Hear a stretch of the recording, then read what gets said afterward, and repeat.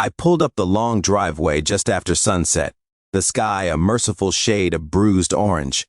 The truck rumbled under me the way it always did, heavy, loyal, used, and I felt that small, private relief of being home. The garage light clicked on when I drove under the awning. The motion sensor had all the personality of a parking lot fixture, but it was mine, pointed at my truck and the cement floor where my tools lived.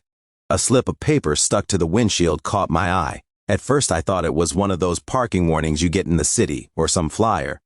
It wasn't. It was an official-looking card from the HOA's property manager, notice of intent to tow.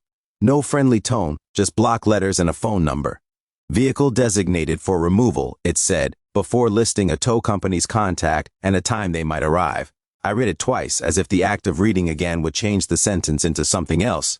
I have lived here 5 years. My name is on the deed. My garage is attached to the house. There's a light switch on the wall and a workbench with a faded sticker of an old radio station, and my truck fits in the space like an old glove. I'd been threatening to repaint the door for months. Life happened, bills happened, time slipped away. But never in my imagination did I picture an HOA towing anything from inside my garage. That was a line I assumed existed by common sense, maybe legal sense.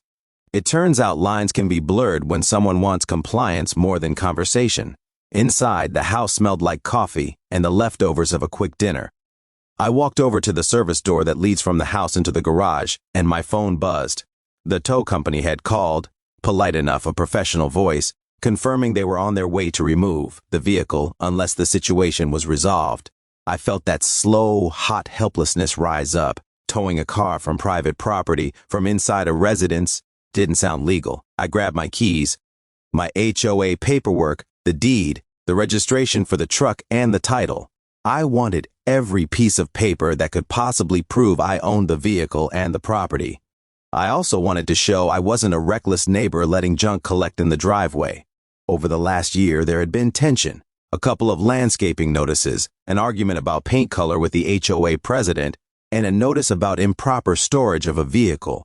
Each time I'd tried to resolve things politely. Each time the board's response felt like a tone louder than necessary. The knocking started before the tow truck's engine could be heard. It was firm, an impatient 3-knock rhythm that made the glass rattle. I opened the service door to find Mr. Hargrove, the HOA manager, in a pressed polo and a look of professional exasperation. Behind him, the taller figure of the tow driver leaned on the side of his truck, phone in hand, jaw set like he'd been waiting for permission to take another man's property. "Evening," Mr. Hargrove said with the warm kindness of someone delivering bad news. "We've got orders to remove the vehicle. There's been several notices." "I'm the owner," I said. "That's my truck and that's my garage. Show me a court order." He produced a letter stapled to a clipboard. "This is authorization from the board. It gives us authority to remove vehicles in violation of the community rules." He glanced at the tow driver. "We don't want to escalate. We'll give you 10 minutes to move it, or we'll proceed." "From inside my garage?" I asked. "You think you can tow from inside my private garage?" The tow driver shrugged. "We've been authorized to remove it if it's in violation, sir." "Authorized by who?" I pressed. "I own this house. I've paid my dues. Where's the notice signed by a court or a sheriff?" Hargrove's smile thinned. "The board authorized action. Our legal counsel reviewed. Your counsel didn't sign a court order." I said the words and they landed like a hammer. "What you're threatening is trespass, plain and simple. You can't remove my vehicle from within my private garage without a warrant or court order. There are moments when adrenaline gives you focus. Mine made my voice steady and precise as I listed facts. My name on the deed, the truck's registration matching my address, my HOA fees paid and on file. I told them I would not stand for an illegal seizure. Hargrove took phone calls like a man proving an argument. "I'll just document that you're refusing to comply," he said, reaching for a pad. The tow driver started walking toward the garage door to hook up the big yellow wheel clamp they'd brought. That was when I did something simple but decisive. I closed the service door and turned the lock. It wasn't dramatic. It was a quiet turn of metal. I heard them mutter outside, the tow driver exhale, and Hargrove make one last attempt to get me to step aside. "You don't want us to get law enforcement involved," he said. "This could go badly."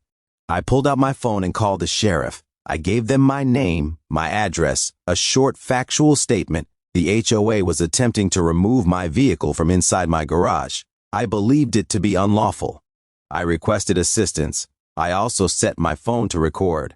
The law, I knew, loved facts and recordings. While we waited, neighbors began appearing at the ends of driveways, drawn by the rumble of the tow truck.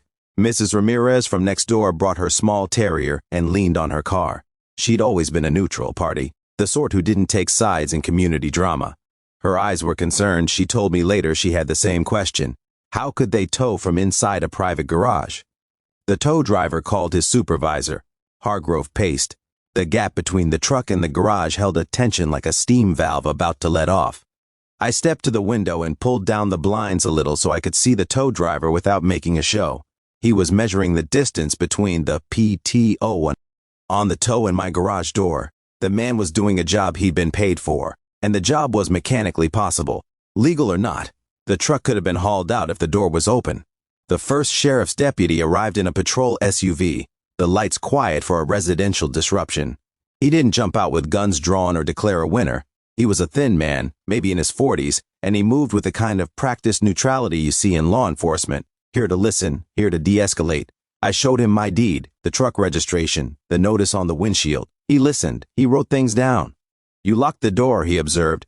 That's on your property. Yes, I said. I didn't want them to forcibly remove my property. I called to get the situation on record. He nodded and then spoke to the HOA manager and the tow driver. After a few minutes, the deputy told them that towing a vehicle from inside a locked garage without a court order could be understood as unlawful entry. The deputy was careful with his words because he had to be. He wasn't here to argue HOA bylaws. He was here to prevent possible escalation and to point out the legal limits, Hargrove argued. We have permission from the board. They signed off. The deputy asked for that signed document. Hargrove produced a photocopy, the paper a flurry of signatures, dates, and the HOA's letterhead. The deputy compared it to the rules and the state statutes he'd pulled up on his phone. There was a difference between the board's internal authorization, which allowed administrative penalties and towing in some cases for vehicles parked in common areas, and a right to enter a homeowner's private garage. Neighbors whispered. The tow driver tamped down his tools and walked back to his truck.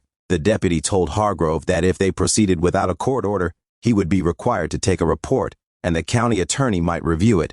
That wasn't the same as a threat. It was an observation that often quieted aggressive administrative pushes. I felt triumphant in that grounded way that comes from knowing you did the right thing and letting the process vindicate you. But it didn't feel like winning a televised courtroom drama. It was a slow administrative victory, an officer's note, a tow truck idling, a clipboard returned to a pocket. The HOA board later sent an email explaining that the vehicle was in violation of community standards and that the action was intended to be corrective, not punitive. They were careful with words, remediation, property standards, community health. But their letter didn't carry law enforcement's imprimatur. It was soft paper against a harder legal boundary. The next week, I filed a formal complaint with the county's Consumer Protection Office and requested a copy of any legal file the HOA had with the county. I spoke to a local attorney who specializes in homeowner association disputes. He explained that HOAs do have authority to enforce covenants, but that enforcement must respect a homeowner's substantive legal rights. For instance, towing a vehicle left in a common area can be perfectly legal, but cutting a lock on a private garage is a different, more fraught action. My attorney drafted a letter reminding the board of the legal line they'd crossed. I included photos from my phone, the notice on the windshield, the tow truck in the driveway, the deputy's business card, and I attached a copy of my deed. It felt good to document things, not the cathartic kind of snap-you-back justice, the patient, bureaucratic kind that accumulates facts until they can't be ignored. The story didn't end with an angry court date. It ended in small corrections. The HOA changed their procedure, promising written notice with a legal citation before engaging a tow company. They agreed to use mediation before immediate towing actions, except where safety was concerned. They paid a small settlement to cover my inconvenience and a token for my time.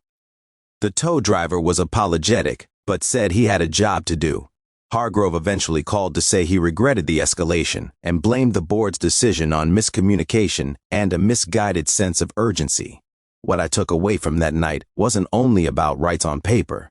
It was about how fragile neighborly civility can be when an organization speaks in absolutes. It was about the power of being prepared, my papers, my recordings, my calm insistence that a process be followed. It was about the sheriff's quiet role, not to pick sides but to remind all parties of the limits of their authority. A few neighbors came over for coffee a couple of days later. We talked about boundaries, about community, about the letter they'd all gotten listing vague offenses. A neighbor admitted they'd been intimidated by the board's tone in the past and had complied out of fear. There was a renewed conversation about transparency and the need for homeowners to know their rights and for boards to be accountable. I kept the recorded audio in a folder on my computer. I printed copies of the deed and my truck title and put them in an envelope labeled "Important" in the top drawer of my desk.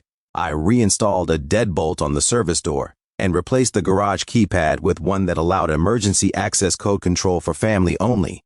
The practical changes were small, but they mattered. You don't need to armor your life against every petty bureaucracy, but you do need to know when to take a stand. If you're watching this because you're terrified an HOA could tow your car from your garage one night, here's what to remember: locks, documents, recordings, and calling local law enforcement to be present if there is a real dispute. Keep your registration and title handy. Know your deed. If an HOA tries to enforce beyond its authority, file complaints, talk to an attorney, and document everything. Communities balance on both formal rules and informal agreements. HOAs exist to protect property, values, and standards, but their power isn't unlimited.